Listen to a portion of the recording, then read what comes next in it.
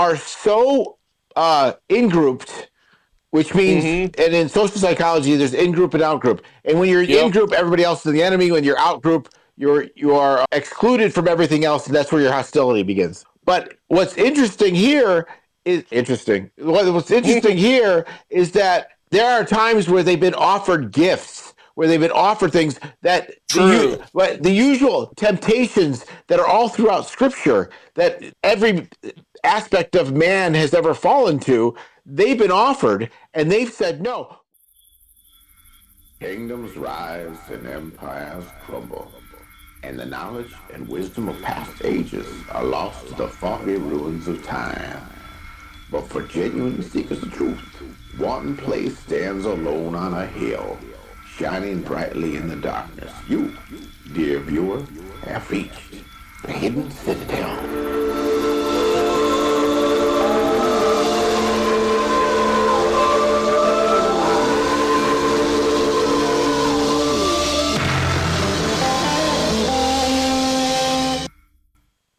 Hey, welcome to the Hidden Citadel. It found us. Today on the Hidden Citadel, we're going to be talking about something that Greg requested that is one of the greatest mysteries of the modern era, I think. I was going to say the exact same words. I mean, identical. Just identical right out of your mouth. Yeah, it was crazy. Except you probably would have said I instead of Greg. Yeah. Unless you're one of those weird people that talk in the third person. Greg does that from time to time. I thought about doing that one time. Early on, I thought, what if I become one of those people that always refer to myself in the third person? And I was like, I don't know. A guy's talking to you and saying, will he make it? Yeah, will he make it? Yeah, will he make it? Yes, I will. And then I thought to myself, do I actually want to get married and have a family? I know. Or live by myself in a shanty out in the bayou. And that pretty much answered my question real quick. So that was the end of that. What do you know about North Sentinel Island, and why is this one of the ones that you were interested in? So there's there's two aspects to this mystery. One is that it's existed, the demographic or whatever the peoples are have lived there successfully, and that's what's important, for a long time. And I don't even know how many, because it's really hard to document something that you have no access to. We do know they've been there, but here's the interesting thing is attempting to document them is deadly. Like nobody has been able to get in, and yet we're going to find that that's not true. Well, they've almost got, like, I don't know what you know, because from the accounts that I have and the missionaries and some guys that have gotten to the beach and the bananas and all that stuff. Oh yeah. But, at some point everybody becomes a pincushion.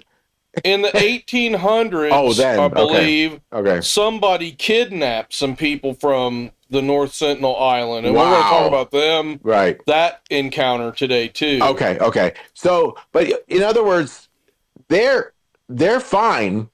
It's us that essentially have the problem with them being fine. That's what's so interesting about it is, it's kind of like in our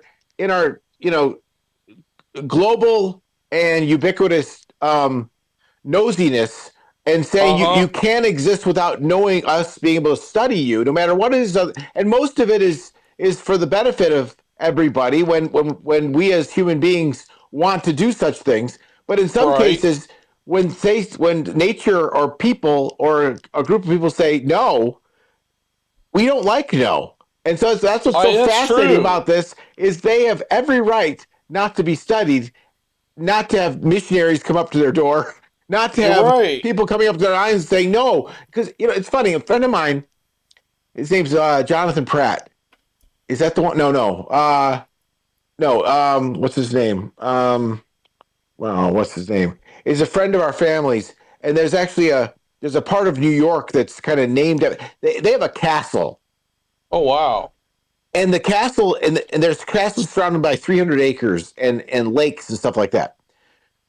Right, and there's a guy that patrols all the land, and he has to carry firearms because Right. there are people that they it's constant that they're coming onto his property trying to see the castle, and in their Yep. mind they have every right to, because they're like, this is a historic castle. It belongs to our knowledge more than it belongs to your deed. And that's not necessarily true. Like, there's a castle in Ohio in Mhm. Loveland. It's the same story. A guy built it. It used to be a public it was a public park or something like Yeah. that. And then the state sold it to a private individual, and now they live there. And it's like, I remember going to visit the castle one time because I was like, oh, yeah, this is really neat. And I wanted to show some friends. And when we got there, it was like private property. And we were like, oh, well, this is a bummer. But on the other hand, it's like, well, the people bought it. They have a right to their own privacy. And I remember when we lived in Nyack, it was always a big deal because Rosie O'Donnell lived at Helen Hayes' house Yeah. at the time. And I think she's since moved. And one of the reasons she moved was because people kept trying to climb the walls and all this stuff to kind of, I think it was mostly reporters, but they wanted to get in there and get pictures of her. And it's like, people really should have a right to their own privacy, and Yep. even if you're a public figure, you have a right to your privacy. You don't belong to all of us in the public, Nope. you know. And that's essentially the same. But people actually kind of fight with the security at this castle. This castle has belonged to this family for 200 years, and it was built by Wow. so it's not like it was like, in their mind they're like, we just want to go up and be able to see it. Like, no, this is someone's house. Yeah. It's like coming into Right. someone's backyard and going, I just like to I be a just part want of to your check out your barbecue. backyard. Yeah. Well, yeah. the homeless people in the woods behind my house like to do that. And they're always coming in and taking my lawnmower and borrowing things that they don't ever bring back. But, you know, we've all kind of become good buddies, and Trevor gives them Bibles. So, Well, if you go to North Sentinel, just take out your bow and fill them, make them a pincushion. that's So, it. yeah. So, I mean, here's the Christian response, though. yeah. A couple of years ago, that young kid got killed when he was trying to go to the North Sentinel Island because he felt like he had to evangelize them because they were like the last people group that hadn't been evangelized yet. Yeah. And in order for Jesus to come back, those people would need to be evangelized.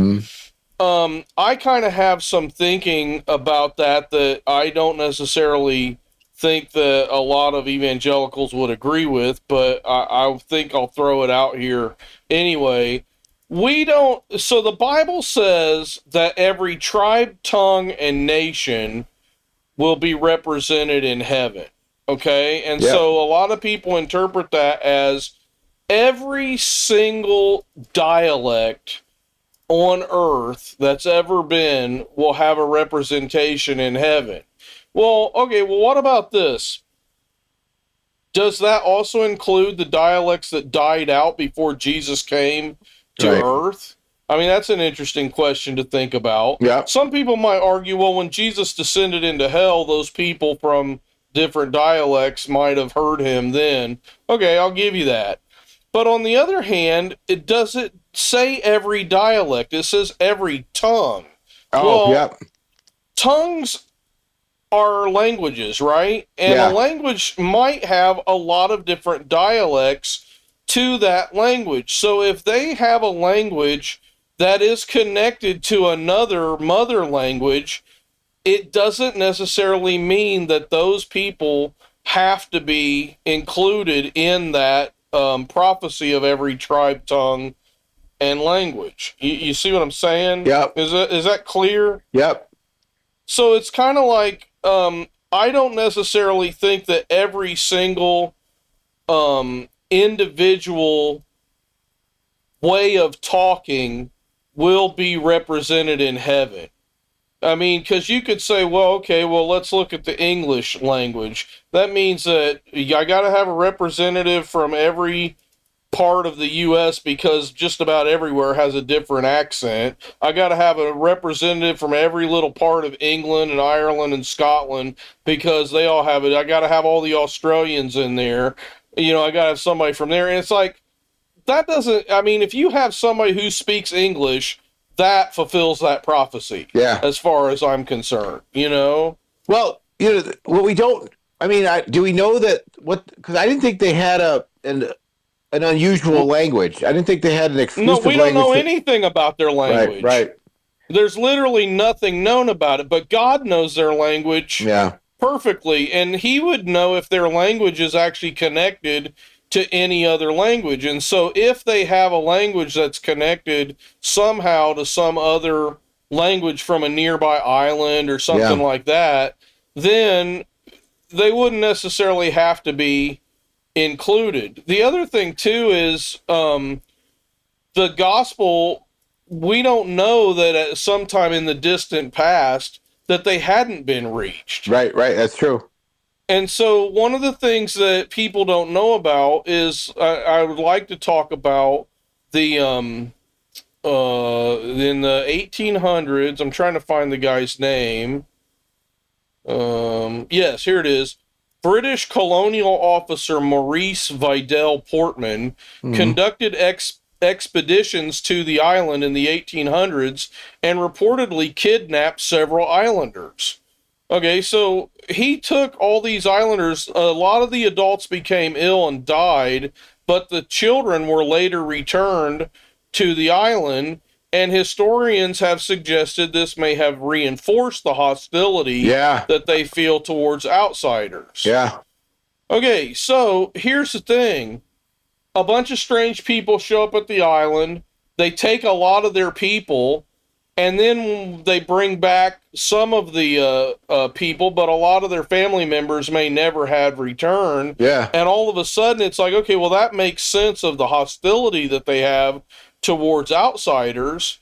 But then it also means that, from what we know, those children that were returned, what if some of them had heard the gospel while they were in captivity, and then they came back and told people about the Lord? And it's like, okay, well, there may be people from that island who were believers that we don't even know about. There's something, the mystery of this island is so strong because they don't fall into a particularly typical human category. They are so they either are so in-grouped, which means, and in social psychology, there's in-group and out-group. And when you're in-group, everybody else is the enemy. When you're out-group, you're excluded from everything else, and that's where your hostility begins. But what's interesting here is that, you know, there are times where they've been offered gifts, where they've been offered things that the usual even temptations that are all throughout Scripture that every aspect of man has ever fallen to, they've been offered and they've said no, which really makes it seems like it's almost in the mystery of them, it's almost like they're guarding something in the middle. Oh yeah, there you go. They are so efficient in their in-grouping, in their culting, that everybody is such an enemy that as you get close to them, they almost become feral and attack you. Even if you've, you know, it's almost like the people who have like some sort of wild animal that's not supposed to be domesticated, that they have it for a while and then it goes to its normal, its usual nature, natural nature, and it's natural nature. It's expected nature, and not be domesticated anymore. And that's essentially there have been people who've gotten pretty close. Like I remember the guy just kept putting food on the shore, bananas on the shore, and stuff like that. And he said they came out, and he'd be in his boat and come out, and finally it's almost like he thought he was closer to them than they regarded him. But he got to the shore and he got pincushioned. Yeah. That's rough. Yeah. I I think there was But something I saw. it reminds me like Wakanda or something. It's like they have something in the middle. You Yeah, know, in what we talk about at the Hidden Citadel, I almost feel like it's the housing for something supernatural that's governing over them, like a watcher or a demon or something, could or be. they have a supply or a protecting something in the middle that nobody knows about that is greater than it's greater of value to them then Well, and then the that appeal brings up then the appeal of anybody from the outside offering of something which usually people fall for, but they also have not had the experience of kind of the exchange of goods and bartering with the outside world, stuff that like greed and avarice, covetousness, anything that would bring out that will usually allow us to engage in such things. Go, oh, I want that. Now that you've exposed me to it, right. they seemed impervious to it. Well, think about this. How long do you think it would take if somehow with some sort of satellite they looked down and Yeah, found out that lithium for batteries or something was found all yeah, over their island? How gold. long do Yeah, you, yeah, gold or something, how long do you think it would take before the government changed its mind and said, oh yeah, we got to get on to North Sentinel Island? It'd take about 5 minutes. who does it belong to? Is it India? India, Yeah, yeah. And so I think that's an interesting thing. And the thing is, like, in the past, we know that Thomas went all the way to India where he was martyred. yeah. And it just makes you wonder, well, it's possible that. The other thing, too, that I used to tell people when I was with the Christian Missionary Alliance, we had an initiative called I think it was called the 40-20 window, Mhm. and it was at the 40th parallel, 20 degrees north, I think was what it was all about. But it basically was saying that in this certain window, all of these countries are Islamic, and Mhm. they are the countries that haven't been reached. And I would sit in these meetings, and they were like, if we could just reach these people in this area, then that would mean that it was so much closer to Jesus coming back. And I would always like raise my hand to throw a wrench into the whole thing. And I would say, you do realize that all of those countries used to be Christian countries. Yeah, And they're apostate countries now. And so yeah, the fact that they went apostate, that doesn't guarantee that we need to spend any resources reaching them. yeah. You know, because there's already going to be representatives from those countries that are going to be in heaven, but they're going to be people from 2,000 years ago or 1,000 years ago or whatever when they were a Christian country. You know, I I just don't know. think What do you think about that? I don't know. It's such a fascinating because your mind your imagination goes in two directions. One is in like almost uh the nature of these people being so efficient in their rigidity and their that they are that it's like xenophobia. They will not allow anybody in because every like I think it's almost like conditioned into them now that anybody who is outside of their border um is a threat. I mean, Right. they've really I Well, mean guess what? They years and kind of years. are. Yeah, and years this. But then there's also like it's almost like come on, get over it. Like I almost feel like under the right circumstances, like you said, with the right amount of I mean, you could I'm sure with a military they could just surround the place and go in. It would be real easy to do It'd be really that. easy. But then it's like, you want like I think inviting them to the Olympics would be a really humorous thing. Like Yeah. The really good at archery. Like they're really well, okay. Let's talk about this then. Mhm. Let's go back to the Tower of Babel because that's where we like to go to all the time anyway. Yes. If humanity dispersed after Babel, what would happen to groups that migrated to remote islands like this? Could some populations have preserved ways of life that are much closer to humanity's ancient condition? Or what might culture look like if it developed with minimal outside influence for thousands of years? Yeah. what would happen? I mean, when we look at Babel, we are actually thinking that things kind of devolved. That when people spread Good out, point. things got harder and harder and Yeah. harder, and they ended up becoming the cavemen when they That's spread right. out. When the phrase was, "There's going to be nothing that they can't do." I think Mm-hmm. that was the part of the That's what God concern. said. God said, right. So it's almost like their technology, their thinking, their ideas, and their ability to execute things are at a level that is almost of the celestial. Mm-hmm. Is almost of that. So decreasing that or disintegrating that is really what he did. Makes it so Exactly. they don't have it anymore, but maybe they have fragments of it and they're carrying that with them.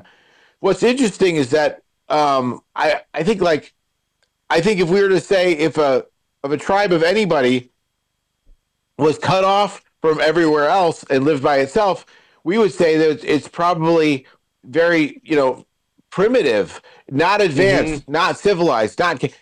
And we don't know that that's not the case. We don't know what's going on. I Right. mean, they're very good archers, and Right. And that's all we but really know. it takes a lot to begin a relationship with something and starting to foster it and then not give in. But with them, they again are very efficient with their in group, and no matter Yep. what's being offered to them, they are very successful over time. And I don't know anybody since the 1800s. Do you know anybody else that's been able to get in? No, not without, like you said, becoming a pincushion. Yeah, and And the thing is, it's like you would think that somebody from that tribe would say, well, we know that like they've seen debris on the island of boats and yeah, things like that. And it's like, well, somebody from the island could have decided, well, hey, I think I want to go explore yeah. and find out what's outside of here. Mm-hmm. But nobody ever has that we know of, you know? And so what does that tell you about their in grouping? The in grouping is so strong that they're obviously so afraid of going out and exploring on their own, which is really odd because humanity has always been known to be tremendous explorers. Yeah.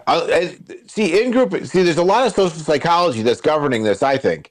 So you have Yeah, the in grouping is often also maintained by something called mind guarding, and so you could have very much like the elders there warning keeping everybody kind of in cult mode. Do not go past. I mean, it could be even under the threat of death. That if you right. start interacting with somebody, you will die. Like it. Well, the other thing too is they're an island, right? Yeah, So that means there's a certain amount of people on the island. We talk about in grouping, but what about inbreeding? I know. And Are they cannibals too?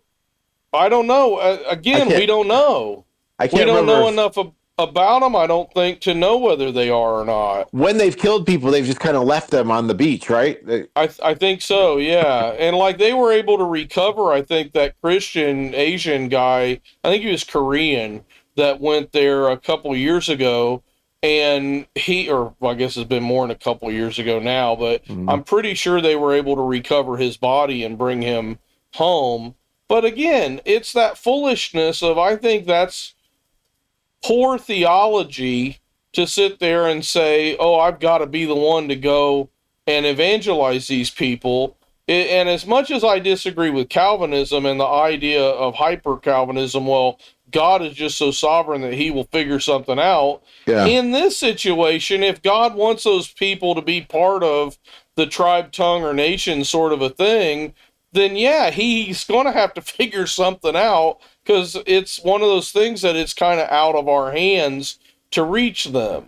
yeah, But for me, it's like because of my outlook on that verse and how I see it, that you know their language group, their tribal group, their whatever might be connected to any of the other groups that are in that island chain, then it's kind of like it doesn't really matter if they're reached or not. Now, that's a cynical way of putting it. Of course, it matters that those people have souls, and it would be really good to reach them. Mm-hmm. But again, like I said, we don't know what their beliefs are. Yeah. And they could have some kind of basic belief in the gospel if back in the 1800s they were exposed to it somehow. So it's like I don't even know that should be the overriding factor of why we should reach those people. Exactly. I mean, I've heard I forgot the guy's name. You see him on YouTube a lot, but he talks to Joe Rogan a lot.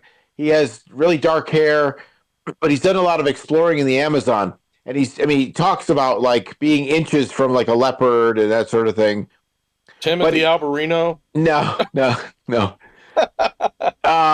Another dark-haired swarthy adventurer. Exactly. I can't remember this guy's name. But he'll talk about, he's talked about getting bitten and he'd end up in the hospital for a long time and that sort of thing. But he's talking about at night he's with some of these natives of wherever they were, indigenous people of the Amazon, and they said if you're sleeping at night and you begin to hear a lot of animals around, a lot of animal chatter, he goes, those aren't animals. Those are tribes people surrounding you. And so you got to be really careful. Yeah. And so what he's saying there is those he's talking to who are native to the area know that there's even more that are unreachable that will hunt them. They will hunt or they will defend or they will, expunge those people out of their territory. But they have their own language that mimics like the nature, the monkeys and the birds and stuff like that so perfectly that they can talk to each other. Yeah, but it's just we don't know what on North Sentinel Island what they have, like how they talk, how they could do anything. And it could be so advanced that what if it doesn't even really have many just common words to it? What if it's just gestures? What if it's like chirps or squeaks or who knows? But it's like Well, the other thing too is people are like, you need to there's the idea of a devastation and the loss of culture. Yeah. And it's like, well, how is this so sacrosanct that we need to protect this? Okay. Well, in England right now, there is a foreign culture that's completely and utterly overwhelming English culture to the point where people are afraid that there will be no English culture anymore. The same thing's happening in Ireland. But the question that I ask is, because, being an American, I don't really have a culture. And I remember one time talking to one of my students. She was a black girl, and she said something about white culture. And I said, what do you mean about white culture? And she said, well, white people think this. And I said, well, let me give you some education about white culture. There is no such thing as white culture. I was like, because some white people are Italian. Some white people are German. Some white people are Czechoslovakian, or some white people are Romanian. Some white people are from France. Some white people are Jewish. Some white people are English or Irish or Scottish. And I said, every single culture or Russian, it was like every single culture where white people are from is completely and utterly different. But what's happened in America is we've lost our culture. And the fact is now what we have is a melting pot. We have an American culture. And I was basically, my argument to her was there are a lot of black people that are part of the American culture too. And they don't want to be separated from American culture. And there are a lot of Hispanic people that want to be part of the American culture because we've created a new artificial culture by being in America that didn't exist in our native countries from before. And now we have this new thing called American culture Mm-hmm. that is actually, I think, under attack by the multiculturalism. Rush Limbaugh used to talk about this all the time about how bad multiculturalism was. And I was always like, well, I really like other cultures. I think it's Yeah. cool to study all that stuff. What do you mean? Why does he say that it's bad? I Yeah. remember asking my dad that. And, but then all these years later, I realized, oh, it's not that the study of other cultures is a bad thing, but we have purposefully created this new culture called the American culture that if we're not careful of protecting it, it will die and it will cease to exist. And so that kind of brings up the question then of, well, is that a bad thing? Right. Not so much is it a bad thing that the American culture dies. I like the American culture. But if you have a culture that is taken over by another culture and it pretty much is assimilated or basically ceases to be what it is, isn't that pretty much the nature of how it's been for the entirety of Yeah. human Yeah. history? That's really it. I mean, when you were saying, actually, when you were saying about England being overtaken, I mean, if you, the history of every, as long as there's been humans everywhere, they inhabit, they either disperse or they increase Mm-hmm. or they advance or they get overtaken or they or they die out, like it's Right. just, but it doesn't really seem like, I mean, even in biblical text where it's so important to hold the land, and the nature of the holding the land and the promises of the land is so important. Well, Israel coming into what was to be their promised land had to get rid of the Canaanites and the Hivites and all those guys because Mm-hmm. they inhabited it. They were there. Yeah. So it's like, and They it's had not to what displace them. they had to displace them because, and who knows who they displaced in order to be there. So it's like you can almost make the case that nobody's land actually belongs to anybody, but at the time that Yes. you occupy it. It's You, yours. and it's yours. Yep.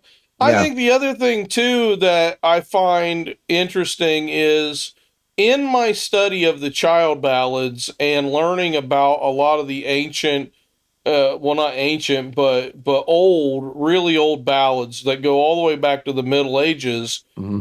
I could never say that English culture looks the same from the 1400s that it does today. It's Right. changed so drastically. Yep. And it's kind of like even the language has changed so much that when I read the original um, manuscripts that are the oldest versions of some of these songs, they're almost impossible to read because the language has changed so much that it's really, really hard to tell what I'm actually looking at, Yeah. And it's kind of like, well, where do we draw the line when we're talking about culture anyway? Because um, I, I'll give you an example.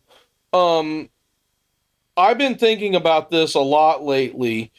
We are talking about in a lot of the past episodes, recent episodes, about the tribe of Dan Yeah. going into Ireland and settling that area. Yeah. Whenever we look at the mythology of the Druids, Mm-hmm.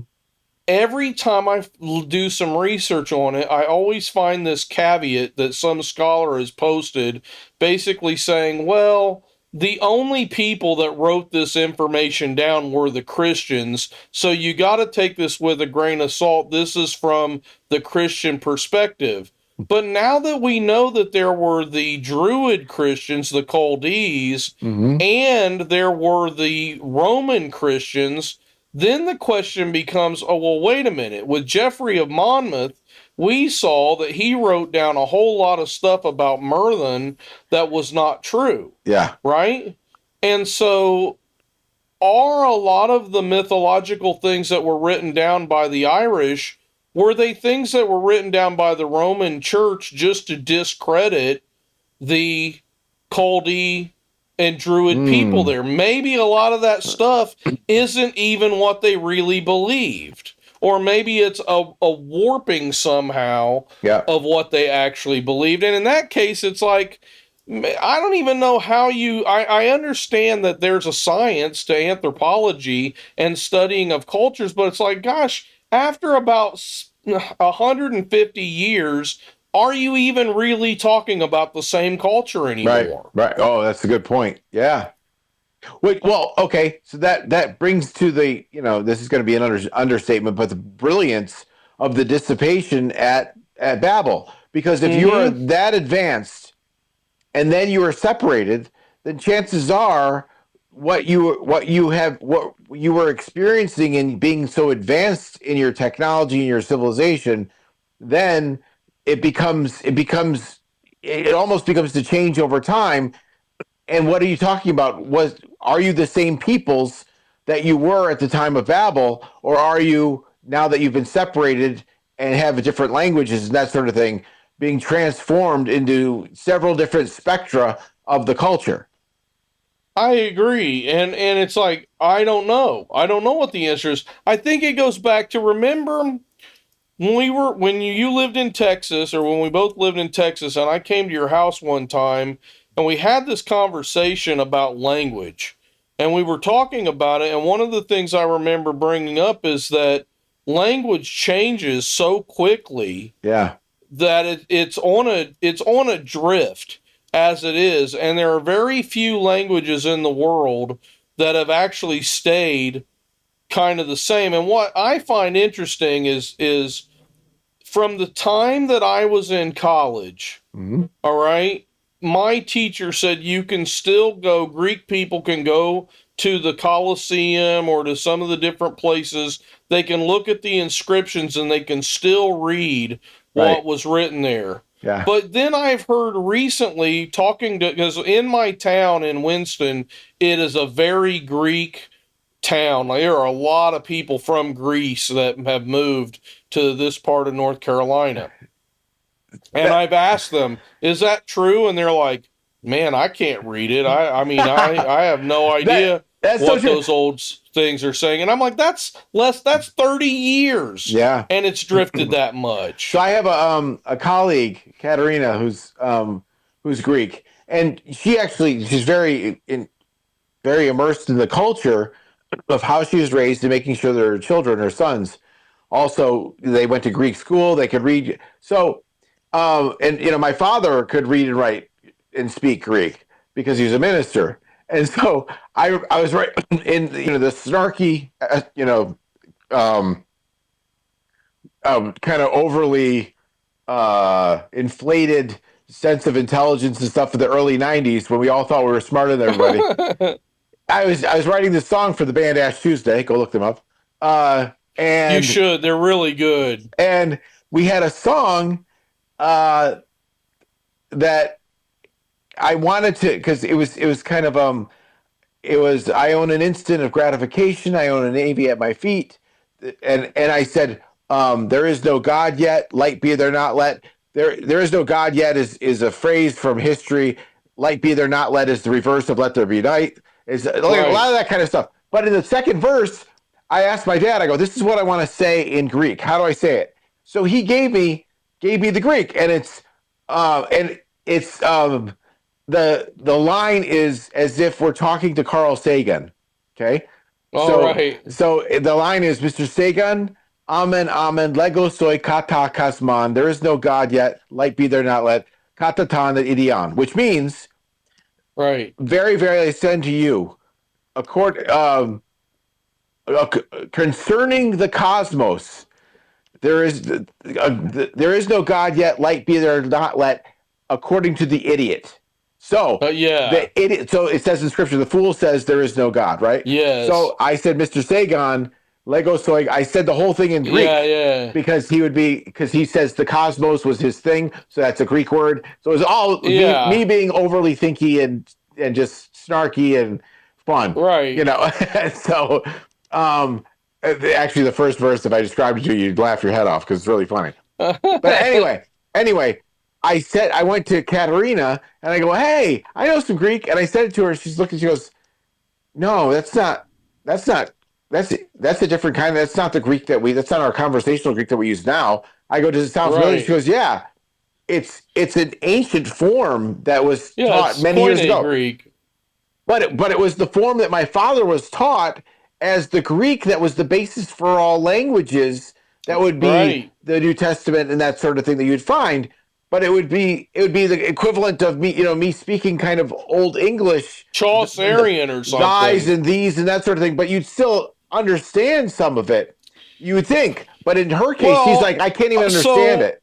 my first Greek that I studied was Attic Greek. And then later I studied Koine Greek, which Yeah. I imagine is probably what your dad studied too. Yeah. And Koine Greek is so different from Attic Greek that there are some words that you recognize as being words in Greek, like kata, is and I think is one that you Or threw kata, out there in. according, yeah. Yeah, Kata, yeah. yeah.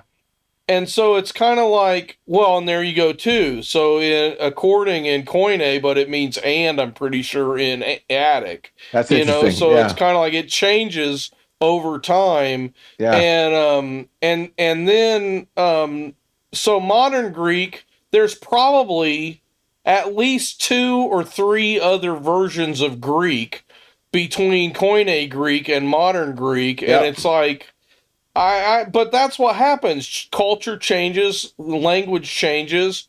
Just the fact that, like, I've got young students that come in here and they say things, and I'm like, do you even speak English? I don't know what you're telling me, Yeah. Yeah. And they're like, that means that's really good. And I'm like, okay, I don't even know what you said, Yeah. but whatever. And it's kind of like in 50 years, things will be so different that somebody from the 1800s would feel the same way as like we would looking at Shakespearean or Chaucerian English. And really, when I look at the child ballads, a lot of those date back to Chaucer's time, Yep. So it's like it's not even Old English yet. It's just Middle English. Yeah. And so it's so my point is we don't know anything about these people's island or these people on this island and their culture, and we also don't know how much their culture has changed in just the normal shifting of culture. And it's so fascinating because on one hand, it's like, wow, that's amazing. It'd be good to know. And you could also make the argument that no, we Who don't cares? have to. It's none of our business. Yeah, right. It's true. But it's so. But here's you measure in psychology you measure the function of a behavior, but the function of theirs is so defensive. Do not come. You are not welcome here. They're like Daleks and I from don't, right. Doctor Who. That's right. But see, but you don't know if it's based on their own fear, like you said. Had something been introduced to them from the outside, like a disease or something that went rampant?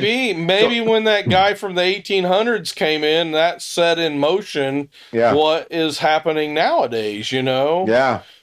But I do want to take a little break and let people know about our books. We have several books that are available. We have all sorts of products, t-shirts, and other things that you can go check out. But take a little listen to our new commercial.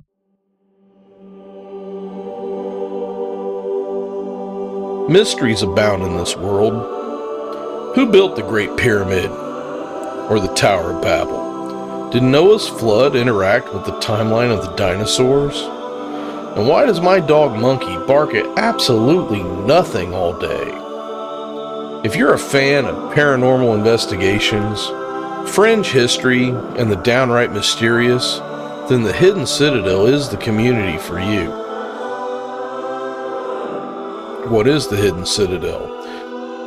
Well, every week, theologian Willie and psychologist Greg Kemp dive into the biblical mysteries and unexplained phenomena that your Sunday school teacher was too afraid to tackle.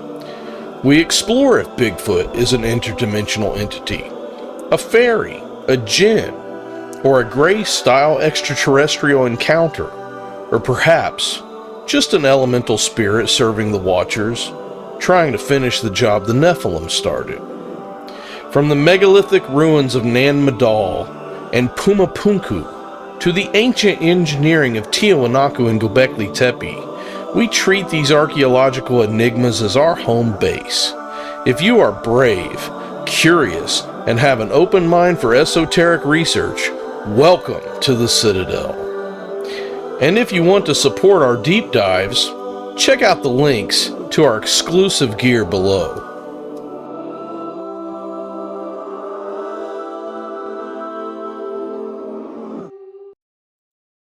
So this week, I put up a whole bunch of new designs of t-shirts at redbubble.com. And if you would like to get a cool, exclusive Hidden Citadel shirt or a hat, there are new designs that are awaiting. And my wife told me that I could get a new Citadel t-shirt for Father's Day. And I was having a really hard time narrowing it down because there are so many cool designs. Yeah, there are. And the newest one is Scissors in the Hands of an Angry Cod, which is a really nice one that's up there that goes way back to our Christian Sci-Fi Journal days. Yes. That was fun. That was fun. And so we got that one. What else? Well, it's interesting. It's interesting because there's we gotta get that shirt up there. It's interesting. I read Sinners in the Hands of an Angry God in 9th grade English at public high school. It's a real literary work. And so I've talked to people about it. You've never heard that? Like, no, I've never heard that. But I didn't go to a religious school. I'm like, it's not a religious school. Yeah, that was something we read in like history class. Right. It's a declarative kind of work that was meant to, it had a lot of cultural implications, but it's the way it was phrased, the whole thing. It's very literary. It sparked the first Great Awakening. Yeah, in America, exactly. So it's like, that's where we got the Scissors in the Hands of an Angry Cod. Yeah, it's so awesome. It's a fish. I'm getting running with scissors. Getting that T-shirt. So yeah, and we've got other ones that I really like the Yuffie, which is Evil Will Find You. We've got alien shirts. We've got the logo. We've got the comic book covers are cool. I like the HC one, the one that is so cool. That new one is up. Yeah. Yep, we got the HC. We got the one that says what was it? The truth is hidden, but we find it, or something like that. Yeah. And that's a new one. So there's a lot of new ones out there. We're also working on my new book, Sacred Fire, is out. I'm working on a new Calvinism book. Greg's got a new book that's coming out real soon. But then you can get our old books, the Encyclopedia of Weird Crap, and everything else that we've put out for the longest time is available. I want to switch gears just a minute and talk about, what do you think about some mysterious places that are related to North Sentinel Island? Have you ever heard of the lost land of Kumari Kandam? No, but I have. There are islands still around North Sentinel. I know there are a lot of islands. They're called the Andaman Islands. Yes, yeah. So it's like it's not, but it's just North Sentinel. I think it's the most. Apparently, all of the islands have a lot of weird mystery that are kind of connected. But apparently, according to South Indian and particularly Tamil lore, there's this legend of an island, of a continent called Kumari Kandam. And the Tamil people say that there was a vast civilization that existed to the south of India, and then it was swallowed by the sea. It's really similar to the Atlantis story, and a lot of people think that during the Younger Dryas, according to our friend Randall Carlson, they compare it to Atlantis, and they think that maybe during the Younger Dryas, when the ocean levels rose as much as 300 feet in some places, that the land around there may have been accessible, and then the ocean came up and now it's not accessible anymore. And there's a little bit of evidence, not so much way out in the ocean, but there is this idea that somebody came up with, not knowing about this legend. He came up with the idea of Lemuria. And it's because he found lemurs in Madagascar and lemurs in India. And he was like, well, how did lemurs get in both of these places? There must have been a continent or something at one time that sank. Connection, yeah. And so I wonder if these North Sentinelese people, what if they are like, and they were people that fled into the highlands, and the islands at that time would have been mountains. Yeah. And so it's kind of like, I mean, that kind of goes, I guess, against the Tower of Babel dispersion idea a little bit. If you think that was part of Noah's flood, then those would be people that survived the flood. So I doubt that that's probably where they came from. Right. But if the flood didn't completely wipe out that island and then, I don't even know what I'm saying now. The thing about North, I still think there's just so much. There's so much to be, whether we could explore and find out about the people, that would be bonus. That'd be gravy. I just feel like there's a lot of things you could do with it. Like you could make a whole sitcom about like North Sentinel High School, and they don't get to play against any of their teams. It's all intramurals. Right. It's all play like, with each other. You lose the game, you die. Like whatever. Yeah, right. But all the teaching has no global understanding at all. Like it's just like it's whatever happens on the island is the only thing that exists. And they'll have reference points to these in the same way we have our Area 51. They probably they have got their own little area of 51 of their beach. Where aliens kind of show up. All these aliens keep showing up in boats and give them bananas. Stay away from there. And shirts and stuff like that. Like I was almost because they had that one abduction back in 1800s and they returned. 1800s. And their legends are like, I was searched and they gave me they gave me these baked goods called Twinkies with with white filling. I wonder though about the morality though. It's like, think of why is it that our natural default is let's kill it? I think about on that show Galaxy Quest. Yeah. And they go up to the little creatures that look real cute and they're got to get the have you ever seen Galaxy Quest? Yeah. And they're like, "Oh, they're so cute. Look at that. The one's injured." And Sam Rockwell is like, "Didn't you ever watch the show?" And it's like something bad's getting ready to happen. And they're like, no, they're going to help the little one. And then they eat him. Yeah. And then they're like, it's translated, let's kill it. Yeah. It's like, what is it about us as a people group that our first reaction to anything exterior is, oh, kill it? Well, I think in North Sentinel, that's where you kind of analyze. You're analyzing like, what are they doing? Why are they doing it? And what caused them to do it in the first place? You could argue maybe they're not killing anything.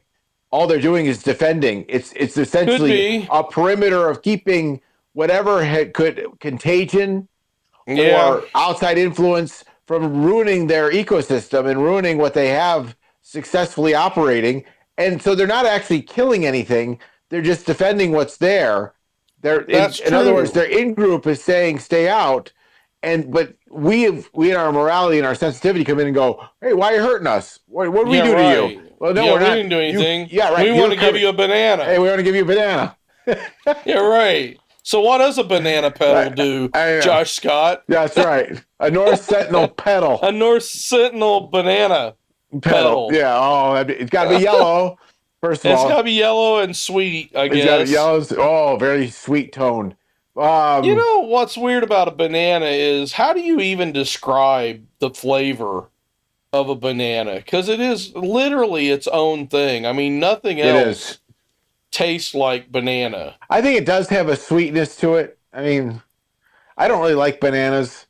I'm not the most in love with like I'll eat regular bananas, but Yeah. like artificial banana pudding and things like that, I'm not Ugh. really a fan of Especially the texture. any of that. Whoa. Yeah. I mean, are you The chewing? Are only you drinking? What are you doing there? Neither. Yeah, I don't know. It's The only thing undulating. Yeah. that I do kind of like because it just reminds me of home, I guess, is that the vanilla pudding with the chopped up bananas and the you don't like those. That's a pile. And That's what just are they? The vanilla wafers. That's a bowl of sneeze with some chunks of booger in it. Well, that's how I feel about tapioca. I can't eat. And like, I've eaten escargot, and it's Yeah. like, I would eat escargot probably before I would do tapioca. Yeah. It's just, I don't know. Guacamole. Actually, I take that back. I won't Guacamole. eat either one of them. Yeah. Oh, I love guacamole. Oh, that's a real pile of sneeze. That's just Really? Oh my sneezed in a gosh. bowl. Here. That's like so much potassium. Avocado is like the most potassium. I can't do it. I love it. Looks like I'm eating. I actually go and I get avocado slices on a lot of stuff. To me, it looks Like, like can you eat avocado, or is it just the it's like- guacamole you don't like? No, even the avocado. It looks like Kermit the Frog's liver. I just can't. Well, it kind of does, but it doesn't taste like it. I'm I not mean, even I've gonna had say- liver too, but Yeah, I'm not gonna You're not even gonna try gamble. it? Not gonna risk. I just can't get it past. avocado is wonderful. It's like I'll get pizza and I'll have them put avocado on it. Yeah. Okay, so there's this restaurant we got down here called 66. And one of my favorite things is I go in there and they call it the bee sting pizza, and it's a meat lover's pizza covered in honey. Yeah. And then I'll get them to add jalapenos, and then when they're done cooking it, slice up avocado and put it on top of it. That's like my favorite pizza. It's really good. You had everything. I was with you until the green. Until the avocado. Yeah. I don't know, man. Until there's something about the flavor of the avocado and the honey that just, it's like it combined. Okay, I'll tell you what happened one time. We were at the Terrytown Music Hall, and it's not there anymore, but there used to be a place across the street called Mint. Do you remember? Yeah. When Mint was there? Yeah. Okay, the guy in Mint that ran it, his name was Hassan, and I swear Hassan was some kind of strange wizard, because you would walk in there and you didn't tell Hassan what you wanted to eat for lunch. Yeah. You said, Hassan, what do I want to eat for lunch? And he would say, here, taste this. And he would hand you something that tasted like a dead rat. Yeah. And you're sitting there like, oh my gosh, this is the most disgusting thing I've ever. And then he would say, okay, now eat this. And he would hand you a piece of cheese or something.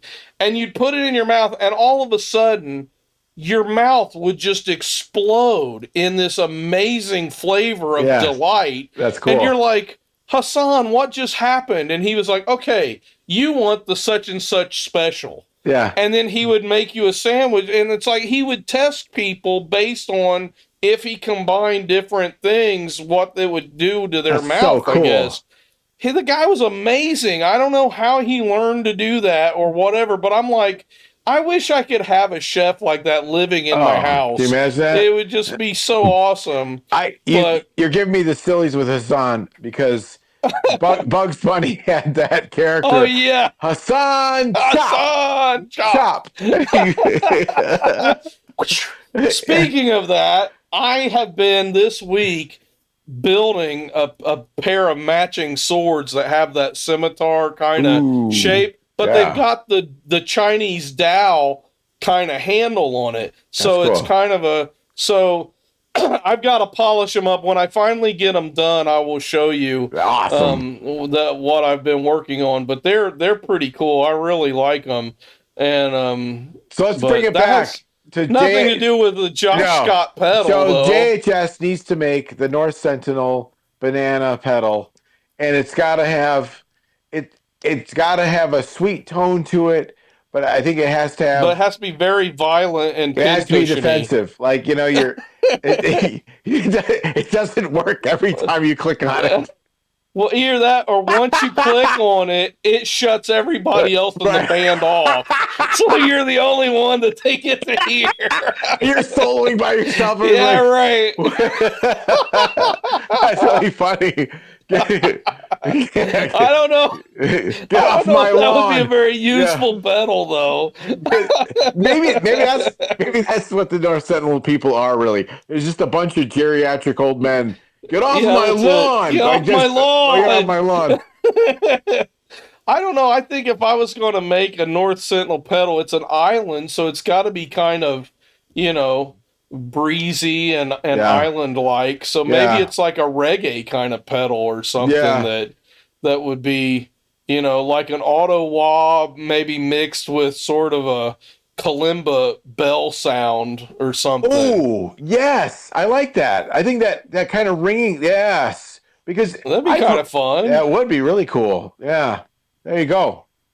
All right, Josh, there's your pitch. Hey, if you love us, go check out our stuff. You know what to do. Like, subscribe, tell your friends. We're a small channel, but we are trying to push out more and more into the great beyond because we, unlike the North Sentinelese, would like to be discovered. You Yes, know, so come on, we'll even though Greg won't eat your bananas, I will eat your I'll offer bananas. you mine. Yeah, and you can come on down. So until next time, stay in the Citadel because Night is coming.